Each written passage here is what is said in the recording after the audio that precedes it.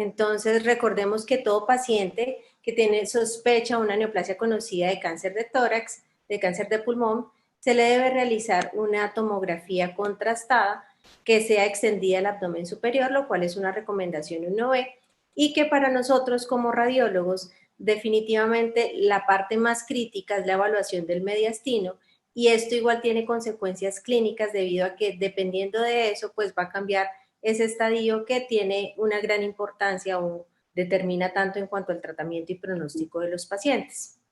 Entonces, recordemos que el TNM tiene 3 descriptores. Solo vamos hoy a hablar de el N, que es la extensión nodal regional. La IASLC, que es la entidad que de alguna forma determina las guías que utilizamos todos para la estadificación del cáncer, considera que solo los ganglios con eje corto mayor de 1 centímetro son significativos y esos son los ganglios que debemos reportar. Una cosa importante es que debemos conocer el mapa nodal. El mapa nodal recomendado por la IASLC tiene 7 zonas y está clasificado en 14 estaciones que vamos a recordar rápidamente. Entonces está la zona supraclavicular que se extiende por debajo del cricoides y que va hasta la parte superior de ambas clavículas y en la línea media hasta el manubrio external. Luego estarían las estaciones paratraqueales altas, tanto derechas como izquierdas, que tienen como límite superior ambas el ápex pulmonar, pero en el lado derecho el límite inferior está dado por una línea imaginaria que va tangencial a donde se unen la vena inominada con la tráquea y en el lado izquierdo sería el borde superior del arco aórtico. Las estaciones prevasculares y retrotraqueales se extienden desde el ápex pulmonar hasta la carina. Las prevasculares por detrás del esternón serían todas aquellas que se ubican por delante de la aorta ascendente y de la vena cava superior, como está en el esquema, y las retrotraqueales irían con los mismos límites superior e inferior, es decir, ápex pulmonar es a la carina, pero por detrás de la tráquea. Las estaciones 4, que son las paratraqueales bajas, tanto derecha como izquierda, tienen como límites superiores los límites inferiores de la 2, ¿sí? Y lo más importante aquí es que la 4 es una cosa importante, son todas aquellas que se localizan en el lado izquierdo de la tráquea, pero que no están laterales, es decir, que se localizan medial al ligamento del conducto arterioso, y esto es lo que las separa o lo que les da el límite con la estación 5 o para algunos ventana ortopulmonar o también denominadas subaórticos. La estación 6 son las paraórticas y son todas aquellas que, como en este esquema, se localizan adyacentes al callado aórtico, teniendo como límite superior e inferior el borde superior e inferior del callado aórtico. Las estaciones 7, las subcarinales, se extenderán desde debajo de la carina hasta el borde inferior del bronquio intermediario y borde superior del bronquio para el lóbulo inferior izquierdo. Y luego vienen las paraesofágicas y el ligamento pulmonar, que como su nombre lo dice, las paraesofágicas van adyacentes al esófago, tienen como límite superior el borde inferior del intermediario y el superior del bronquio para el lóbulo inferior izquierdo y como límite inferior el diafragma. Las del ligamento pulmonar son relativamente infrecuentes, pero las podemos ver. Recordemos que el ligamento pulmonar es esta banda densa que se localiza a cada lado del corazón y que la estructura referente para su localización será la vena de drenaje lobar inferior.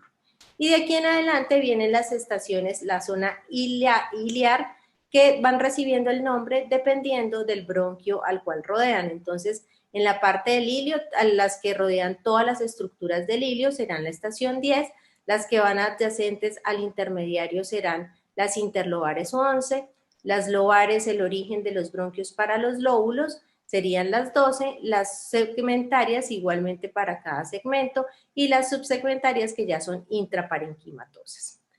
Si un nódulo o una masa se localiza en el lado derecho del pulmón, por ejemplo, todos los ganglios que localicemos de la estación 10 a la 14 de ese mismo lado se considerarán un N1. Las que están en línea media se consideran N2 si están del mismo lado de la lesión.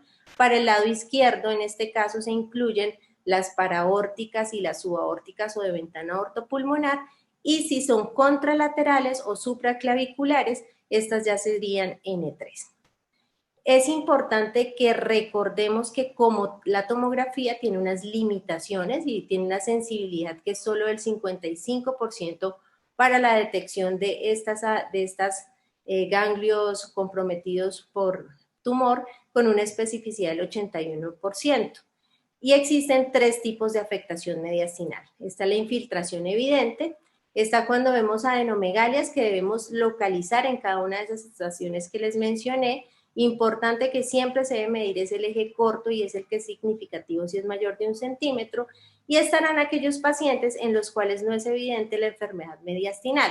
Y aquí hay que tener dos consideraciones. Si el tumor es periférico y menor de 3 centímetros, usualmente el riesgo de enfermedad mediastinal es bajo, luego un TAC negativo podría darnos cierta tranquilidad, pero si estamos frente a un tumor central o un tumor que ya tiene un N1 sospechoso, eso nos va a aumentar hasta un 25% el riesgo de que ese paciente, aún sin verlo en tomografía, tenga una estación o tenga un compromiso ganglionar N2 o incluso N3.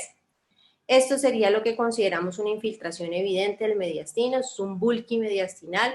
Vemos comprometidas retrotraqueales, paratraqueales bajas derecha e izquierda, ventana ortopulmonar e inclusive el mediastino posterior.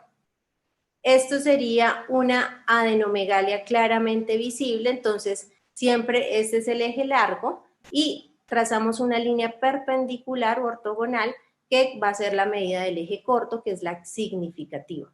Sí, recordemos que el límite entre la estación 4R y la 10R va a ser la vena ácigos, entonces cuando veamos en esta localización es importante ubicar la ácigos. Si está por encima de la ácigos será un 4R y si está por debajo de la ácigos será un 10R, y esto es importante porque cambia la estadificación de un N2 a un N1, por ejemplo.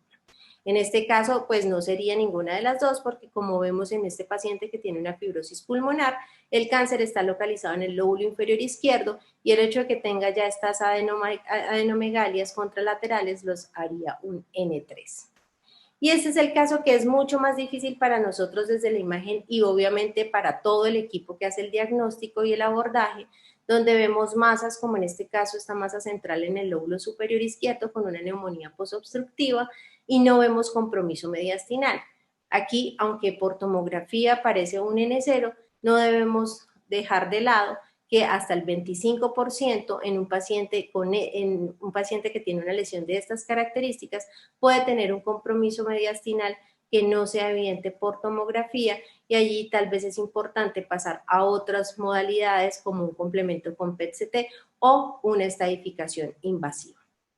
En cuanto a la estadificación nodal, sabemos que el PET-CT es superior en sensibilidad y especificidad que la tomografía, pero hay que tener un par de consideraciones que son importantes, y es que todo depende de cómo se vean los ganglios en tomografía. Si los ganglios en tomografía son de tamaño normal, ese PET va a tener un importante significado, ya que la especificidad va a ser del 96%. Es decir, que solo el 4%, solo se presentará un 4% de falsos negativos. Luego, cuando vemos ganglios de tamaño normal en tomografía, tener un PET negativo nos da muchísima confiabilidad en que ese paciente no va a tener una N mayor de la que estamos pensando. Mientras que si los ganglios están aumentados de tamaño por tomografía, entonces, como muchos de esos ganglios pueden ser reactivos y no necesariamente tener un compromiso tumoral, esto va a incrementar el número de falsos positivos por PET, y en estos casos seguramente ya no va a ser de utilidad hacer un PET, sino que vamos a, desde el principio, tener que ir a otro método invasivo para realizar la estadificación nodal del mediastino. Esto es un repaso muy rápido de lo que es el diagnóstico de la N por tomografía. Con esto termino mi participación por el momento. Muchísimas gracias.